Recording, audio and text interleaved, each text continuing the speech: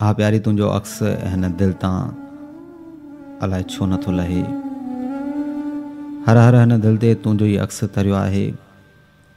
जॾहिं हुन पहिरीं ॾींहुं तुंहिंजी निगाहनि मुंहिंजे दिलि ते हमिलो कयो हो, उन ॾींहं खां मां उन जी सज़ा भोॻे रहियो आहियां। तूं छा आहीं छा न आहीं इहो त सिर्फ़ु हिन मदोश खे ख़बर आहे।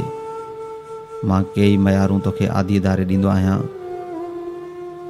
मां त तोखे चंड खां वधीक सुहिणो ऐं चंड खां वधीक सॼो हो, पर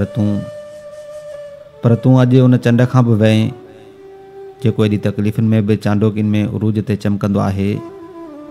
ऐं वरी त ईंदो आहे, पर जाना तूं त उन चंड जहिड़ो बि न थिए।